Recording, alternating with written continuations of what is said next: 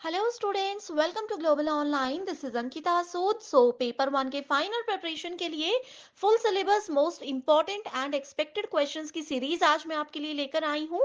ये सवाल students upcoming examination में एज इट इज जरूर पूछे जा सकते हैं, इसीलिए हर एक क्वेश्चन के आंसर के साथ मैं आपको इंपॉर्टेंट एक्सप्लेनेशन और ट्रिक्स बताऊंगी ताकि बहुत इजीली आप सभी करेक्ट आंसर्स को आइडेंटिफाई कर सकें।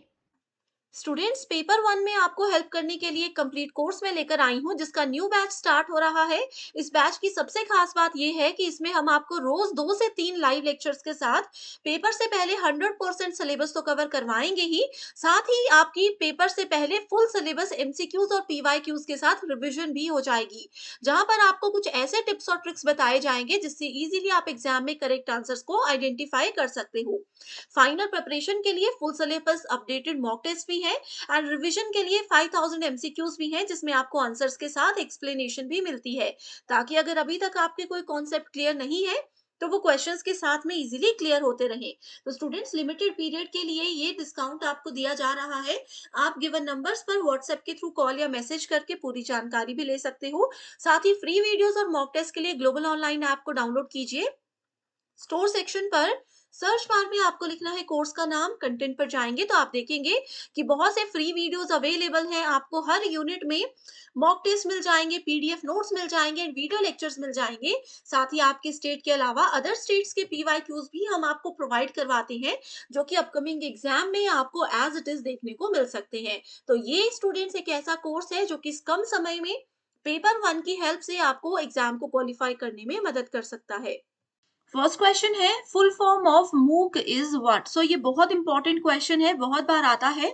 मूक की फुल फॉर्म होती है mass oriented open courses, massive open online courses, mass oriented online course या फिर mass online open course. So correct answer है option number B, that is massive open online courses.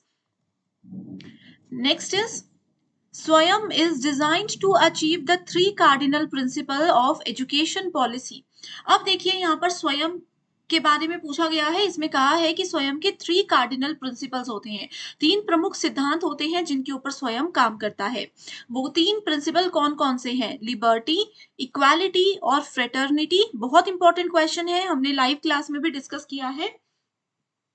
स्वतंत्रता, समानता, बंधुत्व, उसके बाद है liberty, equality, quality, access, equity और क्वालिटी, या फिर एक्सेस, इक्विटी और लिबर्टी। सो इजीली आप लोगों को इसका आंसर मिल सकता है, that is option number 3, access. कि सब तक स्वयं में जितने भी कोर्सेज हैं उनकी पहुंच हो, आप चाहे किसी भी कोने में बैठे हो, देश के विदेश में रहते हो, आप इजीली इस ऐप के थ्रू एक्सेस कर सकते हो कोर्सेज को। इक्विटी का मतलब है कि सबको बराबर का यहाँ पर अधिकार मिलेगा, चाहे कोई मेल स्टूडेंट है, फीमेल स्टूडेंट है, एसटी स्टूडेंट है, जनरल स्टूडेंट है, एससी स्टूडेंट है, या किसी भी स्टेट से आप बिलोंग करते हो, किसी भी सिटी से आप बिलोंग करते हो, यहाँ पर किसी भी तरीके का भेदभाव नहीं होता, सबको इक्वल लेवल का एजुकेशन दिया जाता है। और क्वालिटी का मतलब होता है गुणवत्ता, कि बेस्ट लेवल के कोर्सेज, बेस्ट लेवल का एजुकेशनल प्लेटफॉर्म ये आपको मिला हुआ है जहां पर क्वालिटी एजुकेशन दी जाती है। अब यहाँ पर स्टूडेंट्स एक होमवर्क क्वेश्चन आप लोगों को दे रही हूँ, वो ये है कि बताइए स्वयं की फुल फॉर्म क्या होती है।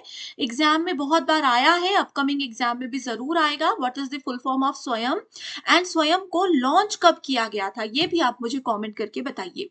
नहीं आंसर आता है तो भी बता सकते हो, मैं आपको कमेंट में ही रिप्लाई करूंगी। नेक्स्ट है, A digital database of academic award provided by Government of India is what?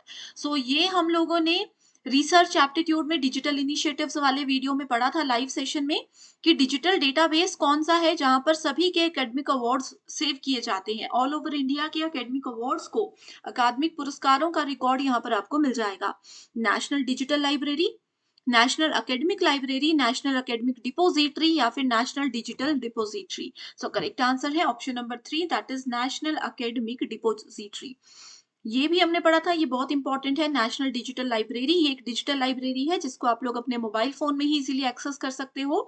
कोई भी बुक, कोई भी पीडीएफ, कुछ भी आपको चाहिए, इस लाइब्रेरी में आपको बहुत से कोर्सेज के ई बुक्स और ई कंटेंट मिल सकते हैं। The meaning of bibliometry is. So research में बिब्लियोमेट्री इस्तेमाल किया जाता है, इसका क्या मतलब है? A function of library network, information management services, information management tool, या फिर क्लासिकल लाइब्रेरी सर्विस। सो करेक्ट आंसर है इंफॉर्मेशन मैनेजमेंट टूल। ये डायरेक्ट इसकी डेफिनेशन है। बिब्लियोमेट्री जो है वो इंफॉर्मेशन मैनेजमेंट टूल के लिए स्पेसिफिकली एक टर्म डिफाइन किया गया है। ओके, नेक्स्ट है डीएफडी। डीएफडी हम लोगों ने बचपन से बनाए हैं, अपने प्रोजेक्ट्स में डीएफडी को यूज किया जाता है। इसकी फुल फॉर्म पूछी गई है। Data feeding diagram, data flow diagram, data feeding device, या फिर data flow device. So correct answer है data flow diagrams. Data flow diagrams क्या होता है? एक ऐसा डायग्राम होता है जो कि आपके डेटा का फ्लो आपको बताता है। जैसे कि मान लीजिए हम बोल रहे हैं कि फर्स्ट स्टेप में हम यहाँ थे, दूसरे स्टेप में हमारे पास जी दो ऑप्शंस आगे लेफ्ट और राइट के, आगे भी हमारे पास मल्टीपल ऑप्शंस थे। इस तरीके से जो है कि यहाँ से हम ऊपर को भी शिफ्ट कर सकते थे, नीचे को भी कर सकते थे। ये टू वे कम्युनिकेशन था। इस तरीके से जो डायग्राम के फॉर्मेट में बताता है कि डेटा किस डायरेक्शन में फ्लो कर रहा है, कैसे हमारा प्रोजेक्ट काम कर रहा है, that is called data flow diagram. Next है communication that takes place between two individual. दो लोग हैं, वो अगर आपस में बातचीत कर रहे हैं तो उसको कौन सा कम्युनिकेशन कहते हैं? मास, इंट्रापर्सनल, ग्रुप, या इंटरपर्सनल। ओके, सो देखिए सबसे पहले हम ऑप्शन नंबर 1 पे जाते हैं। मास कम्युनिकेशन का एक बेस्ट एग्जाम्पल है भाषण। भाषण है, रेडियो आप लोग सुनते हो, ये सब मास कम्युनिकेशन है, जहां पर एक पर्सन बोलते हैं, एक पर्सन जो है वो एज अ सेंडर काम करते हैं, और मल्टीपल ऑडियंस है, लाखों, हजारों या कुछ हजार लोग एक साथ उस चीज को अगर सुन पा रहे हैं, वो मास कम्युनिकेशन होता है। इंट्रापर्सनल, जहां पर ए आ जाए, इसका मतलब मैंने आपको बताया था अपने आप से। एक व्यक्ति अगर अपने मन में कुछ सोच रहा है, शीशे के आगे कुछ बड़बड़ा रहा है, कुछ गाने आप चलते फिरते यूं गाते हो, वो सब चीजें आती है आपकी इंट्रापर्सनल कम्युनिकेशन में, यानी कि अपने आप से अंतर व्यक्तिगत संचार। ग्रुप कम्युनिकेशन में बहुत सारे लोग होते हैं, ठीक है। मास कम्युनिकेशन में भी बहुत लोग होते हैं, लेकिन इसमें बोलने वाला यानी कि सेंडर सिर्फ एक होता है, रिसीवर मल्टीपल होते हैं। रिसीवर सिर्फ सुन सकते हैं। रेडियो आप लोग सुन रहे हो, एक की आवाज पूरी दुनिया सुनती है, क्या आप सामने से रिप्लाई कर सकते हो, बोल सकते हो? नहीं। लेकिन ग्रुप कम्युनिकेशन में जितने भी लोग हैं वो सब ऐसे बैठे होते हैं, ऐसे जुड़े हुए होते हैं कि सब अपने आप में सेंडर भी हैं, यानी कि सबको बोलने का अधिकार भी है और सबको सुनने का भी बराबर अधिकार है। तो इसमें पूछा है टू इंडिविजुअल, दो व्यक्ति अगर बात कर रहे हैं, उसको इंटरपर्सनल कम्युनिकेशन कहते हैं। आई होप यहाँ से कम्युनिकेशन के 4 इंपॉर्टेंट टाइप्स आपके बिल्कुल क्लियर हो गए हैं। Firewall in computer is used for. So देखिए कंप्यूटर में फायरवॉल बहुत इंपॉर्टेंट रोल प्ले करता है। इसको क्यों इस्तेमाल किया जाता है? ऑप्शंस है ऑथेंटिकेशन, डेटा ट्रांसमिशन, सिक्योरिटी, या मॉनिटरिंग। सो करेक्ट आंसर है सिक्योरिटी। अब देखो ये आपका कंप्यूटर है, कंप्यूटर में एक फायर वॉल है। मान लीजिए कंप्यूटर के ऊपर एक शील्ड लग जाती है, ऊपर, चलो ऊपर नहीं करते, आप लोग थोड़ा कंफ्यूज हो जाओगे। ये आपका कंप्यूटर या लैपटॉप है। फायर वॉल एक सॉफ्टवेयर टाइप होता है, एक सॉफ्टवेयर होता है जो कि आपके कंप्यूटर में एक शील्ड के रूप में काम करता है। ये क्या करता है? एक सिक्योरिटी का काम करता है, ताकि बाहर से जब आप कोई इंटरनेट है, ये इंटरनेट से कोई फाइल अपने सिस्टम में डाउनलोड कर रहे हो या किसी वेबसाइट पर जा रहे हो, अगर वो वेबसाइट फ्रॉड है या हार्मफुल फाइल है जिससे आपके कंप्यूटर में वायरस आ सकता है, तो फायरवॉल आपको उससे बचाता है। तो ये करता है सिक्योरिटी का काम। स्टूडेंट्स अगर ये सेशन आपको पसंद आ रहा है तो एक बार मुझे कमेंट करके बता दीजिए। एंड मैंने अभी अभी आपको एक होमवर्क क्वेश्चन दिया जिसमें ये पूछा था कि स्वयं क्या होता है, इसकी फुल फॉर्म बताइए और कब स्वयं को लॉन्च किया गया था। ये होमवर्क क्वेश्चन है, जरूर इसका आंसर आएगा। आप भी आंसर का रिप्लाई कमेंट करके दीजिए, इस क्वेश्चन का रिप्लाई कमेंट करके दीजिए, ताकि बाकी स्टूडेंट्स जिनको इसका आंसर नहीं पता उनको भी मदद हो जाए, ठीक है। एंड चाहते हो कि सेशन को कंटिन्यू करूं तो भी मुझे कमेंट करके बताइए, तभी हम इसको कंटिन्यू करेंगे। क्वेश्चन है थियरी और रिसर्च विच कम्स फर्स्ट। जब हम रिसर्च करते हैं तो पहले थियरी आती है या फिर डायरेक्ट रिसर्च शुरू कर देते हैं? ऑप्शन है theory because it provides insight, क्योंकि ये हमें अंतर्दृष्टि उसकी प्रदान करता है कि रिसर्च में हम क्या करने वाले हैं। इसमें बोला है कि रिसर्च पहले आता है because that is the only way one can develop the theory. इसमें बोलते हैं कि रिसर्च पहले आता है, सिर्फ रिसर्च के बाद ही हम थ्योरी को डेवलप कर सकते हैं। It depends on one's point of view. इसमें बोल रहा है कि सामने वाले पर्सन पे डिपेंड करता है कि वो क्या पहले करना चाहते हैं। The question is meaningless because one can not have one without the other. इसमें बोल रहे हैं कि क्वेश्चन ही बिल्कुल निरर्थ है, क्योंकि ना थ्योरी के बिना रिसर्च हो सकती, ना रिसर्च के बिना थ्योरी हो सकती। सो करेक्ट आंसर है option number C, that is it depends on one's point of view. A number और थिंग्स दैट कैन, ओके, अब देखो इस वाले क्वेश्चन में मैं बताती हूँ कि वन एक पर्सन पे ये क्यों डिपेंड करता है कि वो पहले थ्योरी को यूज करना चाहते हैं या रिसर्च को। हम लोगों ने रिसर्च के दो टाइप्स पढ़े थे, qualitative research and quantitative research, गुणात्मक और मात्रात्मक अनुसंधान। एक अनुसंधान में पहले हम थ्योरी को डेवलप करते हैं, फिर रिसर्च की ओर जाते हैं, और दूसरे में हम पहले रिसर्च शुरू कर देते हैं, उसके बाद थ्योरी पे मूव करते हैं। ये वीडियो ऑलरेडी हमने डिटेल में डिस्कस की है। अगर आपने नहीं देखी है तो ग्लोबल ऑनलाइन ऐप पे जाइए, अंकिता सूद के फोल्डर में जाकर के आप लोगों को रिसर्च एप्टीट्यूड में क्वालिटेटिव एंड क्वालिटेटिव रिसर्च की एक वीडियो मिल जाएगी, 15 से 20 मिनट की वीडियो है, उसको पढ़िए, वहां से आपका ये कॉन्सेप्ट क्लियर हो जाएगा। ठीक है, वो वीडियो नहीं मिल रही तो उसका लिंक भी मैं दे दूंगी, एक बार कमेंट कर दीजिएगा। अगला है a number of things that can go wrong in research and hence there is a need for. शोध में बहुत सी चीजें जो है वो गलत हो सकती हैं, और इसलिए हमें किस चीज की आवश्यकता है, फ्लेक्सिबिलिटी एंड प्रिजर्वेंस, कि अगर शोध करते समय बार बार चीजें गलत हो रही हैं तो हमारे पास फ्लेक्सिबिलिटी होनी चाहिए और प्रिजर्वेंस भी होनी चाहिए। Wisdom to know the right time quit, ठीक है, सही समय जानना हम लोगों को बहुत जरूरी है। सिंपैथेटिक सुपरवाइजर्स, सिंपैथेटिक सुपरवाइजर्स यानी कि सहानुभूति की वहां पर जरूरत पड़ेगी। An emergency source of finance, एकदम हमें रिसर्च में सब चीजें गलत हो रही हैं तो हमें आपातकालीन रूप से वित्त की जरूरत पड़ सकती है, पैसों की जरूरत पड़ सकती है। सो करेक्ट आंसर है फ्लेक्सिबिलिटी एंड परजर्वेंसेस। दृढ़ता होनी चाहिए, लचीलापन भी होना चाहिए, तो रिसर्च में जो गड़बड़ हो रही है उसको कंट्रोल किया जा सकता है। अगला है ozone layer in outer atmosphere protects us from. अब देखिए अर्थ है, ये पृथ्वी है, हमारी पृथ्वी के बाहर एक लेयर होती है जो कि सूर्य की हानिकारक किरणों को हमारी पृथ्वी पर आने से रोकती है। ये जो लेयर होती है इसको ओजोन लेयर कहा जाता है। ठीक है, ozone layer in outer atmosphere protect us from cosmic rays, UVC, UVB, both B and C. So इसका करेक्ट आंसर है both B and C. UV का मतलब होता है अल्ट्रा वॉयलेट,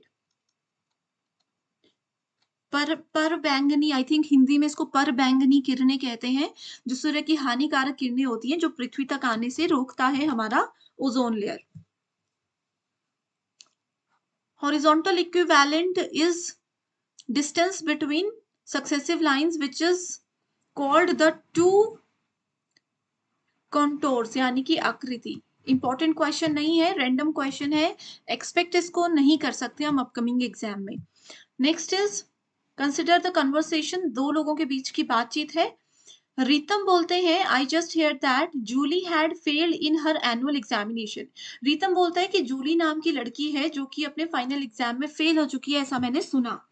नीहा कहती है that can't be true, her class attendance is more than 90%।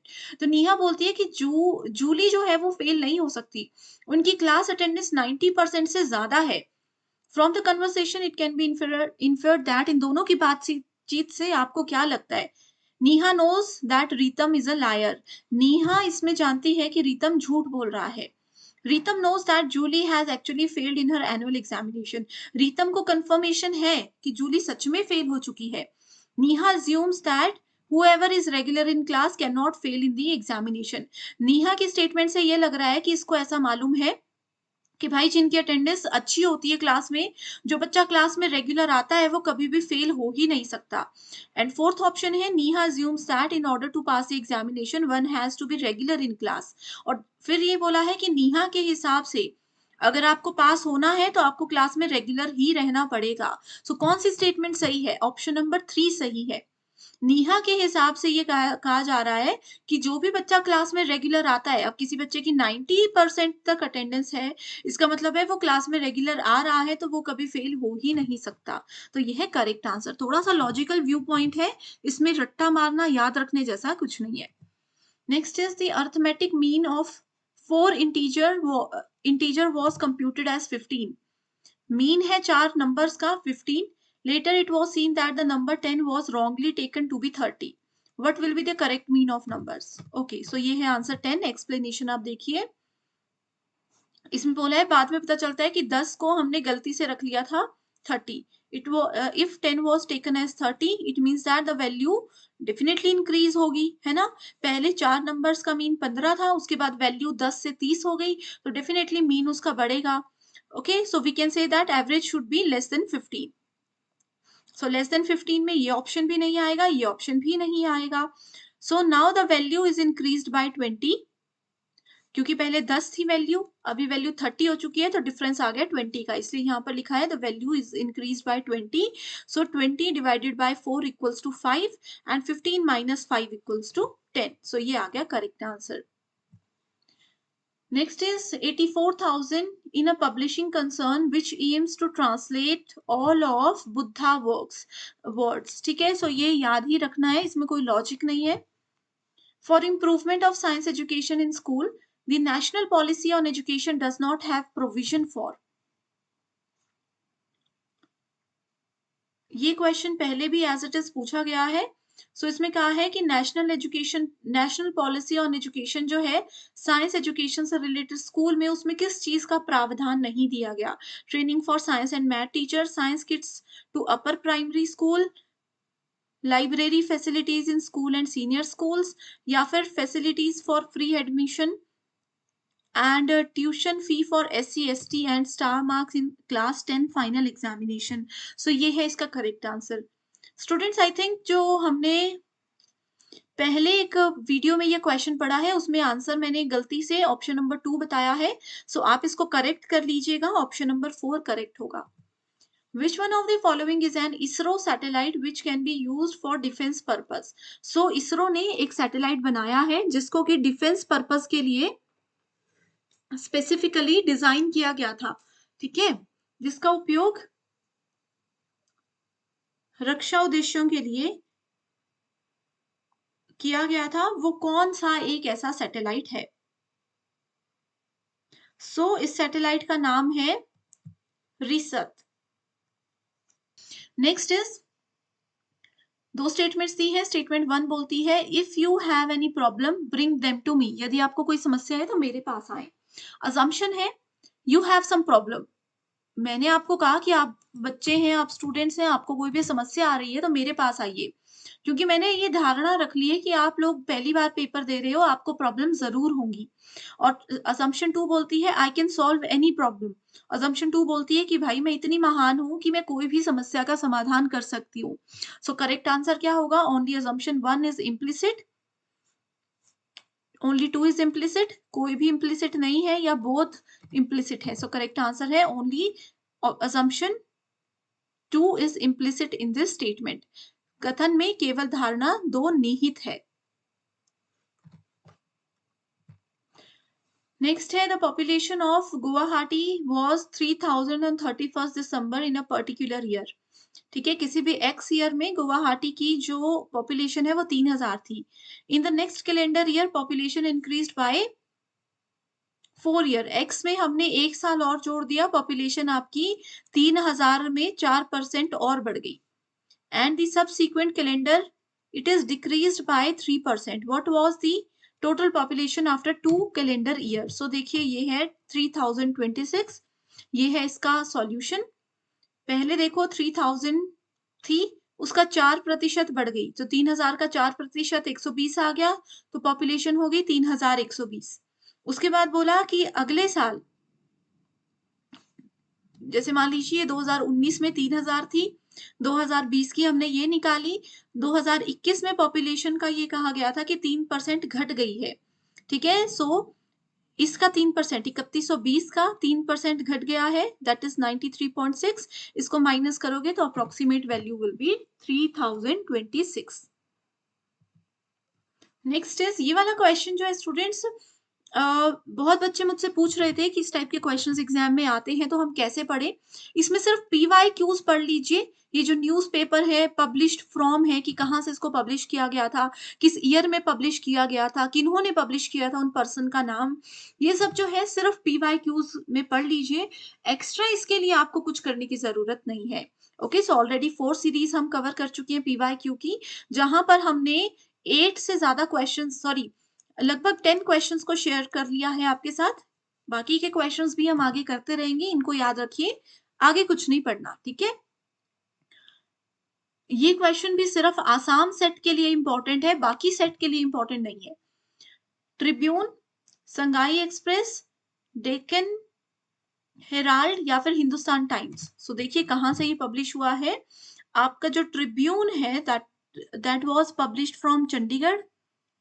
Then we have Sangai Express from Manipur, Deccan Herald, Karnataka, Hindustan Times है New Delhi. Next है university and year of establishment. So famous universities ही हैं, इनमें भी आपको क्या याद रखना है, यूनिवर्सिटीज के नाम एंड ईयर ऑफ एस्टैब्लिशमेंट, किन्होंने एस्टैब्लिश की गई थी, और एग्जैक्ट डेट्स भी याद रख सकते हो। बस ये पढ़ना है आपको, गूगल पे डायरेक्टली डिटेल्स मिल जाएंगी, इसके लिए अलग से कुछ और आपको मेहनत करने की जरूरत नहीं है, ठीक है। सो देखते हैं, डायरेक्ट आंसर देख लीजिए इसका, क्योंकि इसमें समझाने जैसा कुछ नहीं है। सो आई होप स्टूडेंट्स आज का ये सेशन आपको जरूर पसंद आया है। अगर आप चाहते हो कि मैं इस सीरीज को कंटिन्यू करूं तो कमेंट करके जरूर बताइए, तभी हम कंटिन्यू करेंगे। एंड प्रीवियस 4 वीडियोस जो हैं प्रीवियस ईयर क्वेश्चंस की, अगर आपने वो नहीं देखी है, जिसमें हमने 2022 और 23 के क्वेश्चंस कवर किए थे, वो अगर अभी तक नहीं देखी है तो कमेंट कर सकते हो, आपको लिंक मैं शेयर कर दूंगी, या फिर इसी वीडियो के डिस्क्रिप्शन में आपको उन वीडियोस के लिंक मिल जाएंगे। सो जरूर उनको फॉलो कीजिए। So thank you so much everyone and I wish you all the very best.